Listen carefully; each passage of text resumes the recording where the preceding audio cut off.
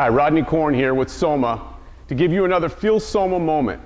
Today we're going to engage the cervical spine and the neck with a couple of osteofascial releases to show you how to improve the function and mobility of the neck itself.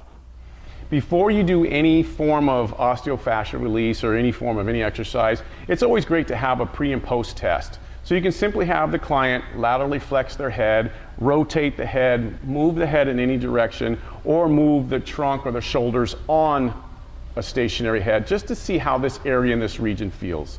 The first osteofascial release exercise that we'll show for the cervical spine is going to be for the occiput. And what we're going to do is take the foam roll, the trigger point foam roll, and we're going to place it horizontally on the wall. We're going to place the occiput or the occipital bone right on the roller. We have a slight incline in the body so we can create pressure into the foam roll, and we're simply just going to lift the head up and down so the chin comes down and up, and we can slowly turn the head to the right and we can turn it to the left, rolling at a moderate pace, no more than 20 seconds of rolling in one specific spot. Once we've rolled, then we're going to shift the tissue.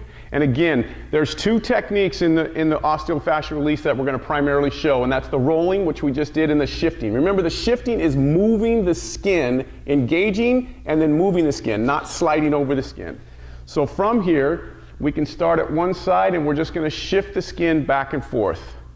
So you're just simply shifting the head back and forth, making sure you maintain enough pressure. If the client has trouble maintaining pressure, simply just put your hands up here and just hold the foam roll so you can get a nice good shift. The second osteofascial release exercise that we're going to show for the head and cervical spine region is going to be using the trigger point MV5 massage ball on the SC joint, the sternoclavicular joint at the anterior component of the neck. And we can do both sides. We're going to demonstrate one. We're going to take the ball, and the ball is going to be placed against the wall. Then we're going to bring the SC joint to the ball, and as we do that, we're going to place it right on the tissue, right at the SC joint, and you'll feel the little nodules, the little bones right there at the base of the neck.